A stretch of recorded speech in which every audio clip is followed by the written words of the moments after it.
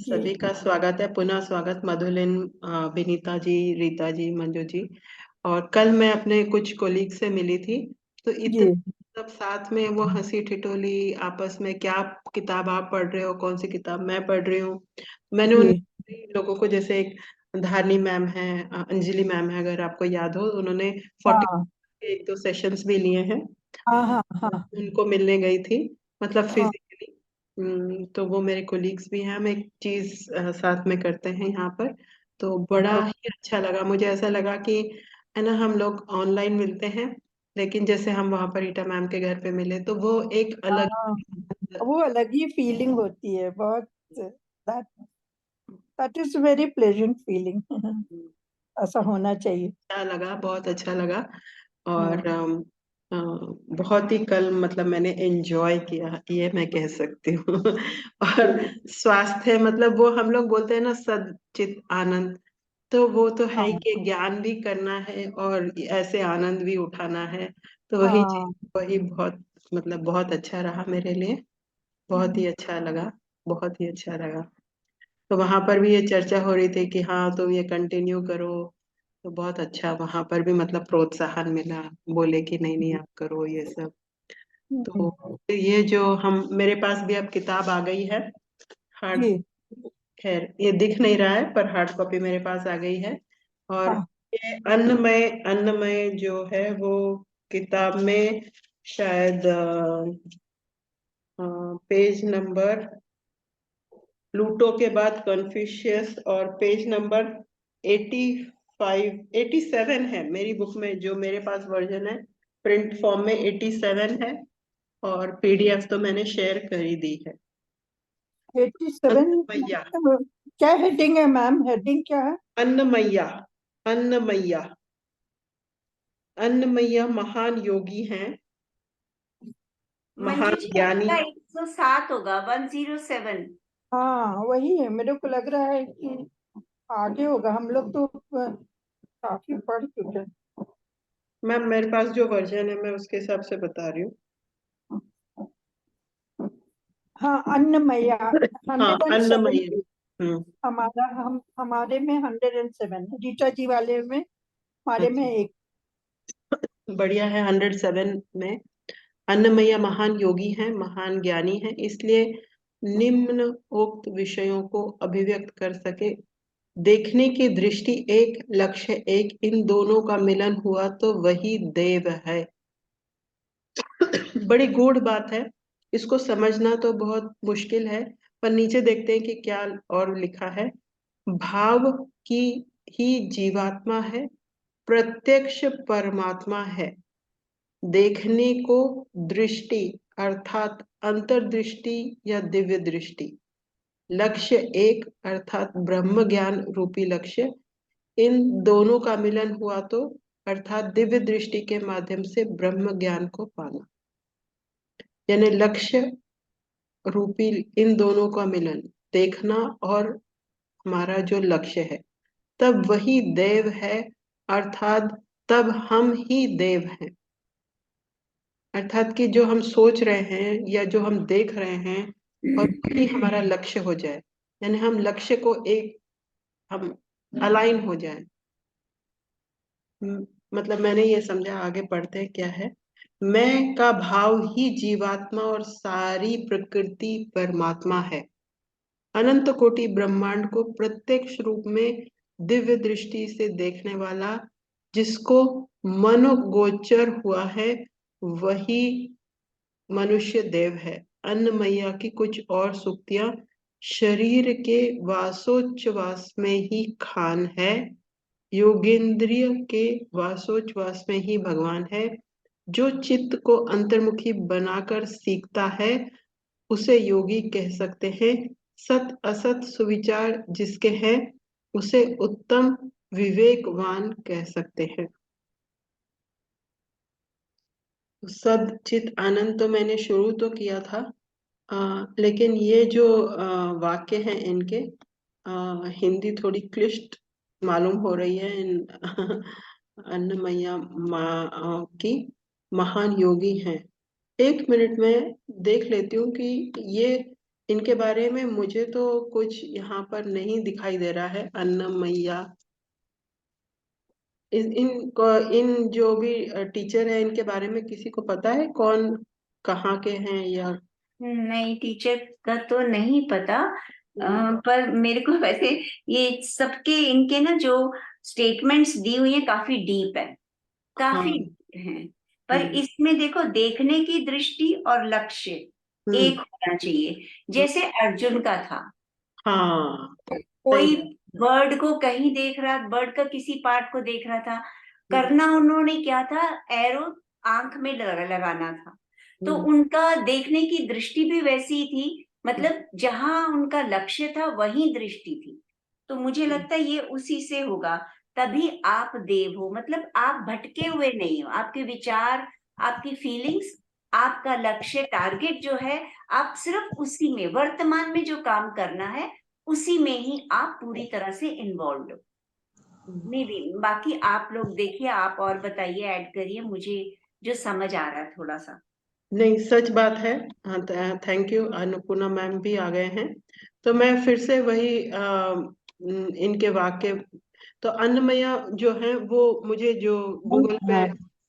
Ma'am एक minute. हाँ हाँ। ये कोई या तो आंध्र प्रदेश के गुरु होंगे, अन्नमय्या हैं। अय्या इसलिए बोलते हैं जैसे लेडीज को अम्मा बोलते हैं ना, रेस्पेक्टेड।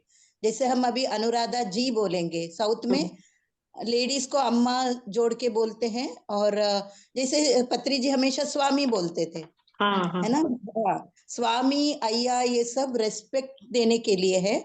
यहाँ ना कम यूज होता है हिंदी में, है तो न शब्द, अन्नमय्या है, नाम होगा उनका ऐसा, ये मेरे को लगता है। सुना है मैंने, लेकिन उनके बारे में मैंने पढ़ा नहीं है, क्योंकि मैं बहुत पहले साउथ से इधर आ गई हूँ, तो मैंने नहीं पढ़ा है। अन्नमय्या करके सुना है हिस्ट्री के बुक्स में। वो क्या, हिस्ट्री के बुक्स में अपने लोगों का तो 3-4 ही लाइन रहता है। हिस्ट्री इज ऑल्सो डिस्टॉर्टेड ना, अभी पता चल रहा है सब कुछ हिस्ट्री डिस्टॉर्ट करके हमें बताया गया है। तो ये साउथ के ही शायद आंध्र प्रदेश के ही कोई गुरु होंगे, एनलाइटेड पर्सन होंगे। हाँ जी मैम, मैम। आप बताइए, आप जी बताइए। मैम, सही है। जितना भी मैंने ये अन्न या जो भी वर्ड है वो मतलब उनके साथ आ रहा है, जो कि भक्ति भाव, मतलब भक्ति में इनका ज्यादा, अगर और लॉर्ड वेंकटेश्वर के भक्त है ऐसा समझ में आ रहा है। But I may be wrong. मतलब मैं इस पे वो नहीं करना चाहती, जब मुझे नई सूचना मिलेगी तो मैं जरूर बताऊंगी। लेकिन जो भी इनकी भाव है यहाँ पर प्रकट किए गए या युक्तियां हैं, तो एक ही लक्ष्य, जो रीटा मैम ने बोला वही भाव मेरे मन में भी आया था, कि हम जो भी हमारा लक्ष्य है उसके साथ एकाकार हो जाए, या उसको अपने अंदर इतना बना ले, या अंदर एक किस्म से उसके साथ हो जाए कि मुझ में और लक्ष्य में कुछ है ही नहीं। तो वह क्रिएशन, तब क्रिएशन जो है वह दिव्य क्रिएशन होगी, या वही ब्रह्म ज्ञान है। ये ही समझ में आ रहा है। और मैं का भाव ही जीवात्मा को, और सारी प्रकृति परमात्मा है।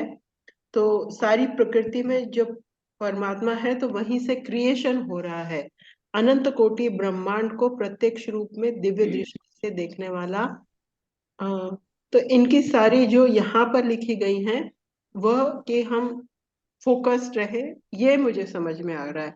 और जो चित्त को अंतर्मुखी बनाकर सीखता है, क्योंकि अगर हम सार देखें और जो बोल्ड में लिखा है वो सार है, तो जो चित्त को अंतर्मुखी बनाकर सीखता है उसे योगी कह सकते हैं।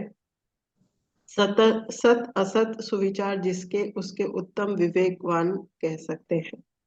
तो जो रीटा मैम ने कहा उसी, यही सार लग रहा है कि हमें अंतर्मुखी होके फोकस्ड रहना है। जैसे इसका सेकंड पॉइंट है ना, हम्म भाव ही जीवात्मा, हम्म प्रत्यक्ष ही परमात्मा। तो हम्म भाव क्या है, फीलिंग्स। जो जीवात्मा क्या है, आत्मा जब जीव से मिल जाती है, मतलब हाँ आत्मा ने तो जीव शरीर धारण किया, शरीर जीव है, और आत्मा और जीव आपस में जब मिल जाते हैं तो आत्मा अपना असली रूप भूल जाती है। वो जीवात्मा के रूप में बिहेव करती है, तो वो इमोशंस और फीलिंग्स में खो जाती है। लेकिन अगर हम प्रत्यक्ष ही परमात्मा है, लेकिन अगर हम सही मायने में आत्मा के रूप में देखें तो वही परमात्मा है, आत्मा ही हमारी परमात्मा है। देखने की दृष्टि अर्थात अंतर्दृष्टि या दिव्य दृष्टि, मतलब ये सारा कुछ जो है वो देखने की दृष्टि पर निर्भर करता है। हम जीवात्मा के रूप में देखते हैं, मतलब मटेरियलिस्टिक रूप में देखते हैं, फिजिकल आइज से देखते हैं, तो फिर हम जीवात्मा भावों में ही रहेंगे। लेकिन अगर हम अंतर्दृष्टि से देखते हैं तो फिर वही हम, मतलब वही आत्मा ही परमात्मा है। बाकी प्लीज आप ऐड करिए, मुझे भी जो समझ आ रहा है मैं वही बोल रही हूँ। मुझे नहीं ऐसा मैम, आपकी समझ से हम आगे कर पा रहे हैं, और जो आपने पहले भी कहा और ये कहा, तो यही भाव आ रहा है इस चीज का। थैंक यू, मैं तो थैंक यू बोलूंगी, क्योंकि मैं इसको पढ़कर थोड़ा सा चक्कर खा गई थी कि क्या इसका मतलब है, और मुझे गूगल पे भी इनका मिला नहीं, तो जैसे शायद मैंने स्पेलिंग ठीक से ढूंढी नहीं होगी, मुझे यही लगा। मैम मैं कुछ कहना चाहती हाँ हूँ। Please please. जो रीता मैम बोल रही वही रीइंफोर्स कर रही हूँ। हाँ जैसे अभी हम क्रिया योग भी करते हैं। क्रिया योग में यही है ना, हमारा जो भी वो महामुद्रा करते हैं, तब बोलते ये शरीर आपका है, पैरों को सहलाते हैं, है ना, उस मुद्रा में एक एक क्रिया करते। ये आपका निवास स्थान है, मैं उसको शुद्ध रखूंगी, शुद्ध रखने की कोशिश करूंगी करके उसको दबाते हैं। नहीं तो हम बोलेंगे अरे हम आध्यात्मिकता है तो हमारे शरीर पे ध्यान नहीं देना, ये भी गलती करी। लेकिन क्रिया योग में है वो परावस्था में, देखिए परावस्था करके हम उतरते हैं तो एक एक कण में ब्रह्म चैतन्य को महसूस करना होता है, खुद में ब्रह्म चैतन्य भी करना है, और दूसरों को भी जब देखते हैं वो भी तो ब्रह्म चैतन्य है उसके अंश कण कण में। ऐसा नहीं कि मैं खुद को ब्रह्म मानूं और दूसरे अगर कुछ बोले गुस्सा करूं, या वो कुछ मान लो छोटा सा कपड़ा बेड पे ऐसे ही डाल दिया, चिढ़ आता है, लेकिन हम वो समझे रहे वो भी तो आत्मा है, उसके अंदर भी वही ब्रह्म करवा रहा है, तुम कपड़े इधर डालो या सलीके से रखो। मतलब हमारा लक्ष्य वही है ना, वननेस है, सबको के अंदर ब्रह्म देखना है। प्रैक्टिस करने में थोड़ा मुश्किल है। अगर मान लो ठीक है उस समय गुस्सा कर दिया, वो जरूरी है, तुम कपड़े ठीक से रखो बोल दिया बच्चे को, बाद में सोचा अरे उसमें भी तो वही ब्रह्म है जो मेरे अंदर है ना, उसको बोलने की जरूरत नहीं, वो अपने आप समझ जाएगा, करना है तो करेगा, नहीं तो नहीं। माफ कर सकते हैं दूसरे में, या फिर उसके अंदर जो चैतन्य है उसी को महसूस करे। नहीं तो हम कभी कभी क्या होता है, खुद में तो ब्रह्म चैतन्य का महसूस करने लगे कुछ पीरियड में, मेडिटेशन में या योगा कर, फिर बाहर आके वही तू मैं तुम्हें, वो नहीं करना है। यही बोला गया है कि बोलते हैं ना दीप्ति मैम, आत्म स्थिति में रहो, हमेशा आत्म स्थिति में रहो, प्रैक्टिस करो प्रैक्टिस करो, इसलिए मेडिटेशन करो। हाँ, ध्यान का मतलब ये कि ध्यान से बाहर आने के बाद भी उस स्थिति को कंटिन्यू करना है। तो वो मुझे लगा मैम भी वही बोल रही है, वर्ड्स अलग अलग है बस, कि लक्ष्य वही है, सभी के अंदर ब्रह्म को देखना। आप ठीक अगर कह रहे हो लक्ष्य वही अन्नपूर्णा है। मैम, आप ठीक हाँ कह रहे हो कि क्रिया योग में हाँ भी वो यही कहते हैं, जब हम अपने पाँव या लेग्स को दबाते हैं तो वो कहते हैं हाँ महसूस करो ये ब्रह्म की है, हाँ आपकी नहीं है, आप हाँ। मतलब ब्रह्म की सेवा कर रहे हो। हम्म तो वही चीज है, इसमें भी मेरे को वही नजर आ रहा है कि जब हम उस दृष्टि में आ जाते हैं तो फिर हम्म लक्ष्य भी हमारा वो ब्रह्म लक्ष्य हो जाता है, और हम्म दृष्टि भी दिव्य वही होता है। तो दोनों एक दूसरे के साथ मिलते हैं तो फिर आत्म स्थिति में ही रहेंगे। हाँ, कभी कभी भूल जाते हैं मनुष्य कभी है, कभी मन नहीं, मैं तो बहुत जल्दी भूल जाती हूँ, बार बार भूल आंखें जाती आंखें है ना मैम, आंखें धोखा देती है, जो दिख रहा है उस पे, शरीर पे डिपेंड होता है आंखें, फिर हमें वापस जाना पड़ता है। ये शरीर वो भी नहीं है, मैं भी नहीं हूँ, शरीर सामने वाला भी शरीर नहीं है, उससे परे है, उस पे जाओ उस पे जाओ, बार बार आने जाने का खेल चलता है, धीरे धीरे हम पहुंचेंगे। ठीक है मैम, आगे पढ़िए। ठीक है मैम, बहुत बहुत धन्यवाद। मुझे बहुत अच्छा लगा, आप लोगों ने इसको बिल्कुल स्पष्ट कर दिया, और आगे बढ़ते हैं। इसका थर्ड पॉइंट भी यही है, हम्म लक्ष्य अर्थात ब्रह्म ज्ञान रूपी लक्ष्य, हम्म दोनों का मिलन हुआ तो अर्थात दिव्य दृष्टि के माध्यम से ब्रह्म ज्ञान को पाना। तब वही देव है, अर्थात तब हम ही देव हैं। मतलब एक तो पहले तो हमारा जो लक्ष्य है, सबसे पहले तो वो लक्ष्य ही मटेरियलिस्टिक इतना नहीं होना चाहिए जो हमें भटका सके।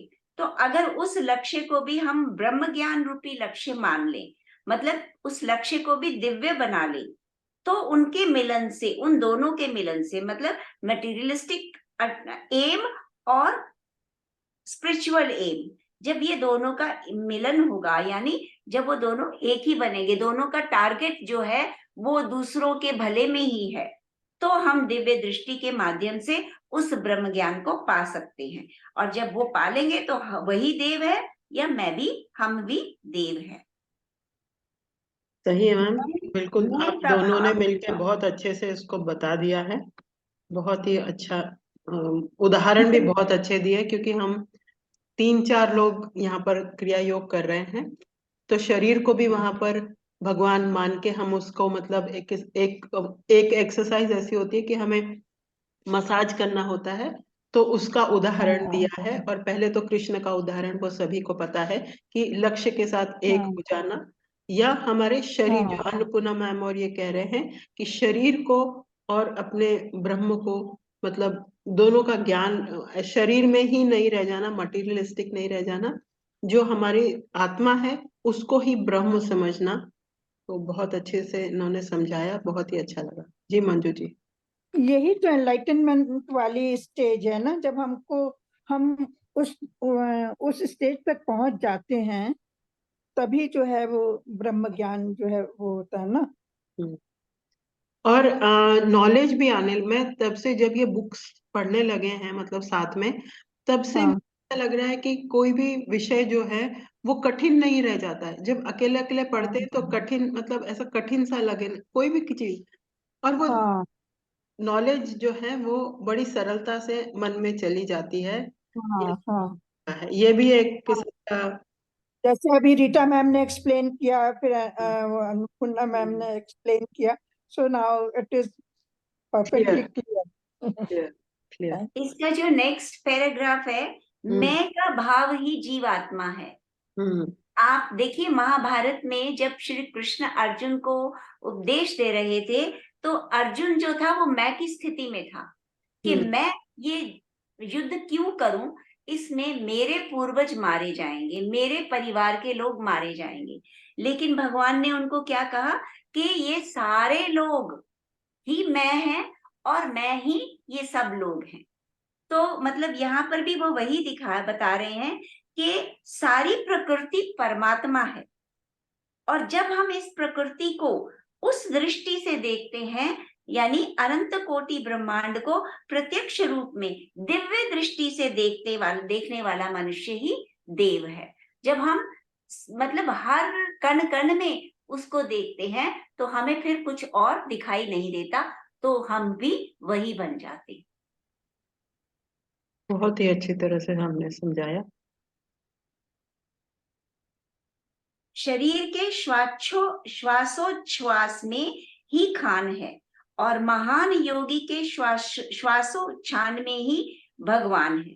अगर हम बॉडी के लेवल पे सांस ले रहे हैं, सांस छोड़ रहे हैं, तो उसमें खान तो है, उसमें वो सारी मतलब दिव्यता आप कह सकते हो, सारी मतलब अच्छाइयां सब कुछ उसी में छिपी हुई हैं। लेकिन जो महान योगी होता है, उसकी श्वासोच्छ्वास में है ही भगवान, वो तो कुछ और सोचता ही नहीं है ना। उसकी तो आने वाली सांस, जाने वाली सांस सब भगवान है। और हम लोगों की जब शुरू होती है स्पिरिचुअल जर्नी, तो उसमें खान तो है, सिर्फ हमें पहचानने के लिए समय लगता है। और चित्त को अंतर्मुखी बनाकर सीखता है, उसे योगी कहते हैं। सत्य और असत्य का सुविचार जिसके हैं, उसे उत्तम विवेकवान कहते हैं। तो मतलब चित्त को हमें अपनी वृत्तियों को अंतर्मुखी बनाना है, वो कहते हैं ना, अंदर की तरफ जाना है, भीतर की यात्रा, तो वही है। तो हम भी योगी बन जाएंगे।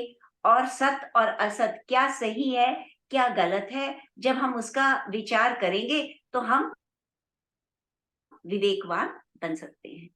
पर प्लीज, ये मेरी अपनी इंटरप्रिटेशन है, संयुक्ता मैम है और मधुलिन मैम है, आप सब लोग, अन्नपूर्णा मैम प्लीज आप लोग ऐड करिए। ये मेरे जो समझ में आया है मैं वो बोली हूँ। मैम आप हो ही नहीं, ब्रह्म ही है जो बोल रहा है, आप कहाँ हो बोलने के लिए? आप तो अभी वो निधि में अवस्था, हो। अभी वो अवस्था नहीं आई अन्नपूर्णा मैम। नहीं मैम, नहीं नहीं, देखो आप जब है ही नहीं, आपसे बुलवाया जा रहा है ना, आपसे हाँ बुलवाया बस, जा रहा है। हाँ जो फिर बट फिर बुलवा आप रहे है हैं मैं तो कहाँ? वही बोल रही हूँ। आप है कहाँ? आपको कुछ बोल ही नहीं रहे, जो भी बोलना है वही बोल रहा है, जो ब्रह्म ही बोल रहा है। फिर दोनों एक हो गए ना, अब एक ही हो गए। जी जी, पर अपनी आप ऐड कर दीजिए जो भी आपको समझ आए, आपको ठीक लगे।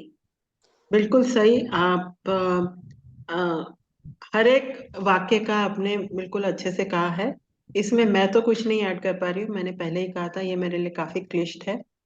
और जो उदाहरण आपने दिया और जो बताया अन्नपूर्णा जी ने, वो मेरे लिए अब क्लियर हुआ है, तो हम इससे आगे बढ़ सकते हैं।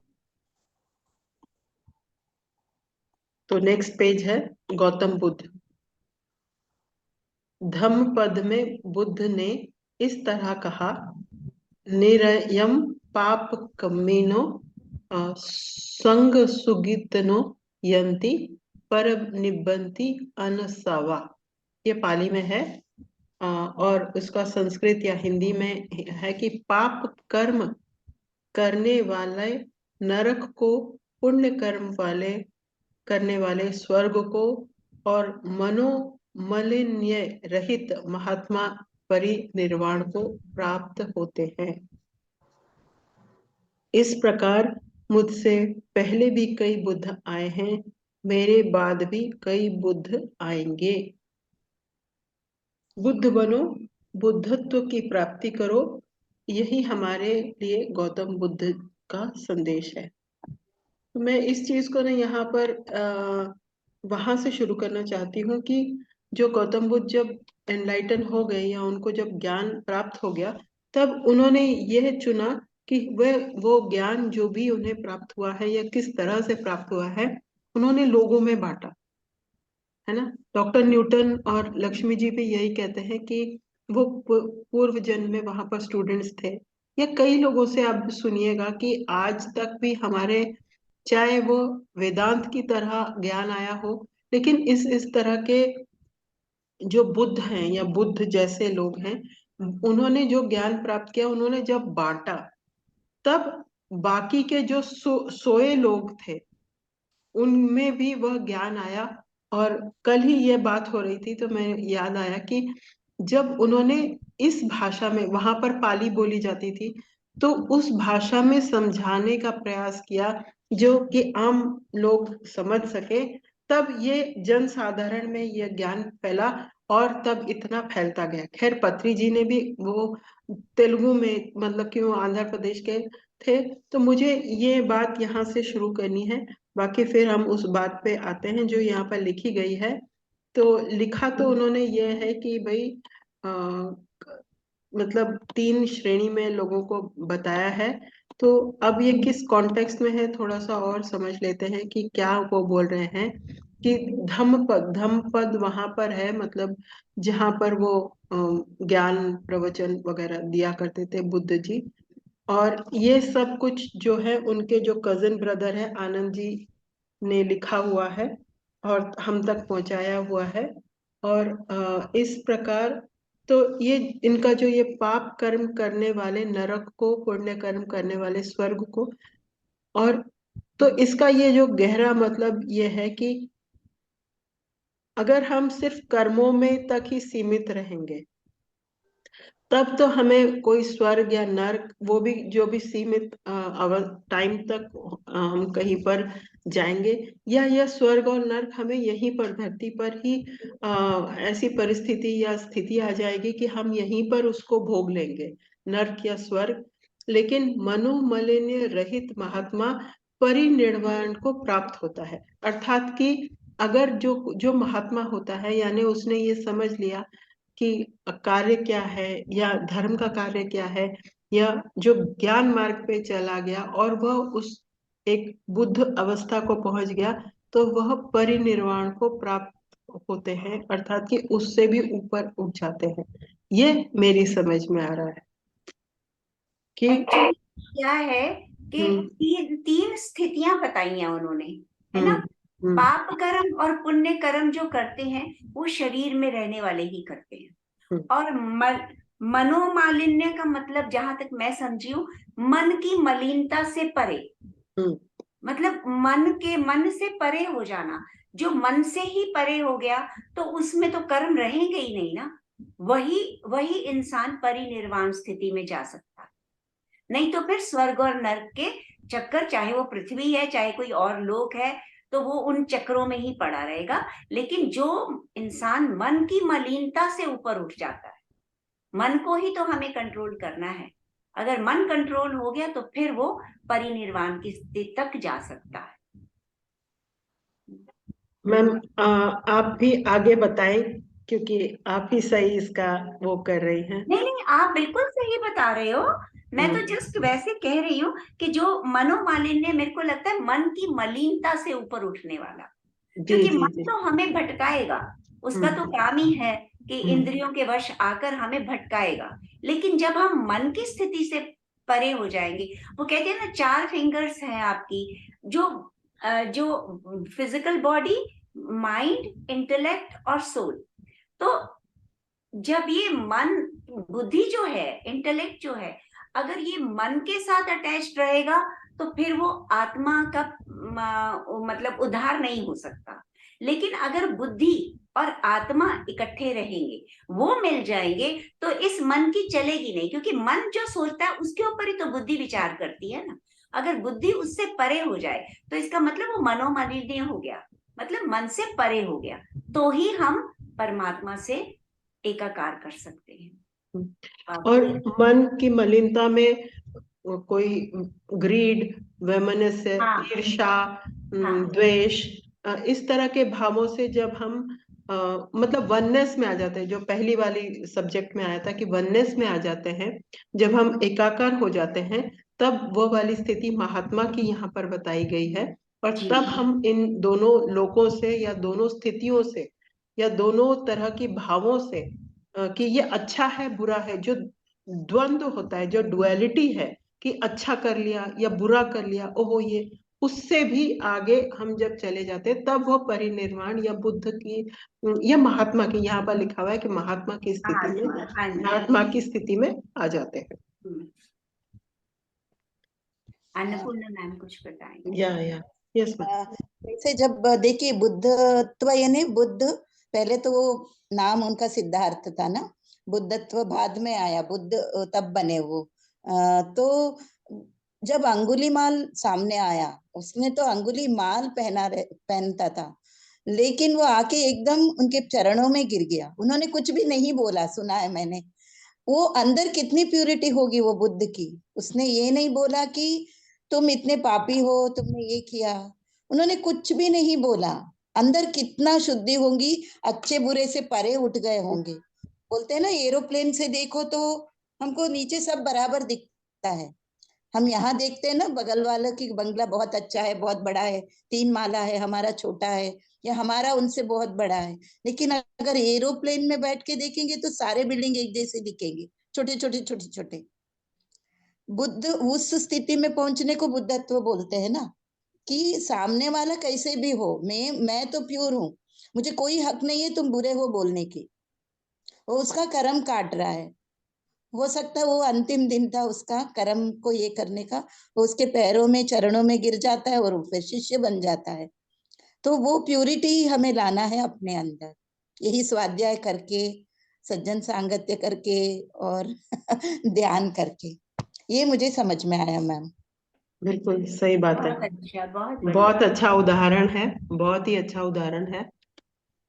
हाँ, तो सही उदाहरण भी है कि अंगुलीमाल को भी उससे उन्होंने इंसान के रूप में देखा और उनसे बात की, तभी तो वो उससे जो भी मतलब उसको फिर ऋषि या जो भी उन्होंने अपने स्टूडेंट के रूप में उनको फिर बनाया, फॉलोवर बन गया था ना फिर वो। फॉलोवर बन गया था।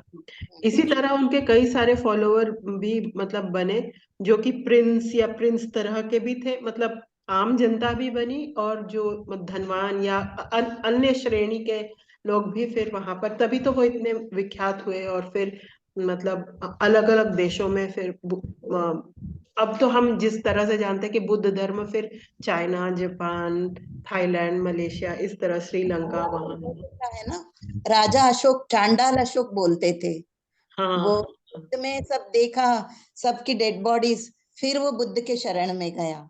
लेकिन बुद्ध बोल सकता था तुम इतने पाप कर्म करके यहाँ क्यों आए हो, पहले तो गंगा नहा के आओ, ये कर्म करो। बुद्ध ने कुछ भी नहीं बोला। और फिर अशोक ने कितना, उसके उनके बेटा बेटी सब जा जाके, हमने हिस्ट्री में पढ़ा है ना, संघमित्रा और महेंद्र जाके श्रीलंका में इसको वो किया, सब दूर फैलाया ऐसे।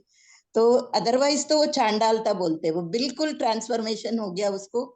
सिर्फ बुद्ध को, मतलब कितनी प्यूरिटी होगी, सिर्फ सुन के देख के ट्रांसफॉर्मेशन हो सकता है। एक चांडाल भी वो बन सकता है। कितनी प्यूरिटी होनी चाहिए उस बुद्धत्व में, ये सोचने वाली बात है। हम जरा जरा पे बात पे नुक्सा निकाल देते हैं, गुस्सा हो जाते हैं, बाहर नहीं दिखाएंगे फिर अंदर तो गुस्सा रहते हैं। उस सबसे ऊपर उठने के लिए बहुत साधना करनी पड़ेगी। ये फॉरगिवनेस एंड फॉरगिव जो भी बोलते हैं ना, asking forgiveness and giving forgiveness, let go करना पड़ेगा। साधना कर करके फिर उस स्थिति में पहुंचेंगे। लेकिन कम से कम कदम तो रख सकते हैं, हम उस रास्ते पे चल तो सकते हैं अभी, उतना तो हम समझ सकते हैं। Thank you ma'am. Thank you Annapurna ji. आपने जो उदाहरण दिया उससे हमें पता चलता है कि मतलब अंगुलीमाल हो या अशोक, सचमुच में ये मैंने भी सुना है कि अशोक ने कई सारी लड़ाइयां जीती थी। फिर तब उन्होंने वो फिर मतलब बुद्ध धर्म तो नहीं, मतलब सिद्धार्थ उनके वो तब उनके शरण में गए थे। तब उन्होंने ही फिर वहां पर ये चलन, फिर मतलब जो राजा या स्टेट का एक किस्म से सपोर्ट मिला मतलब सिद्धार्थ जी को, तब वो गौतम बुद्ध बने और या बुद्धिज्म, तो तब वो इतना व्याख्या मतलब जग जाहिर वहां पर हो। तो मैं समझती हूँ वैसे तो 2 पन्ने और रह गए हैं, उसके बाद वो मध्य मार्ग वाला आता है। लेकिन हम फिर धीरे धीरे 5 बजने वाले हैं। हाँ, अब आप बेशक तो फिर हम कल भी बुद्ध के ही वो अष्टांग मार्ग और वो सब काफी डिटेल वाली चीजें हैं, तो उसको डिटेल में ही करेंगे। क्योंकि वैसे तो है वो साथ में ही, मतलब गौतम बुद्ध के ही साथ में लिखा हुआ जो भी उनकी सीख है। अच्छा, इसमें हमारे इसमें तो पहले दत्तात्रेय और वेंकटेश्वर स्वामी हैं, इसके बाद बुद्ध के 4 आर्य शक्ति हैं। अच्छा, दत्तात्रेय भी है। दत्तात्रेय और वेंकटेश्वर स्वामी 2 हैं अभी। हाँ, ये पीडीएफ में नहीं है लेकिन वहां पर है, मतलब बुक में है। बुक में है। तो मैं दत्तात्रेय कर लेती हूँ, उसके बाद मध्य मार्ग करेंगे, या दत्तात्रेय और वेंकटेश्वर स्वामी का करने के बाद फिर हम वो मध्य मार्ग कर सकते हैं। 1 मिनट, पीडीएफ में है कि नहीं मैं ढूंढ लेती हूँ, नहीं तो यहीं से किताब से पढ़ लूंगी। गौतम बुद्ध, मैं फिर लीव कर लेती हूँ क्योंकि मुझे 5 बजे वहां ज्वाइन करना है, थोड़ा सा टाइम चाहिए। जी जी मैम, कोई बात नहीं, फिर हम आगे ये दोनों भी कल करते हैं। तो हम तो वैसे भी धीरे धीरे जा रहे हैं। Thank you. अब 5 बज गए हैं, तो thank you so much. Thank कल यू। हम लोग ये वेंकटेश्वर स्वामी और दत्तात्रेय करने के बाद फिर मध्य मार्ग करेंगे। हाँ, ठीक। बहुत बहुत थैंक यू नमस्ते। So much. Thank you Vinita ma'am, Madhulin ji, Rita ma'am, सभी को बहुत बहुत धन्यवाद। बहुत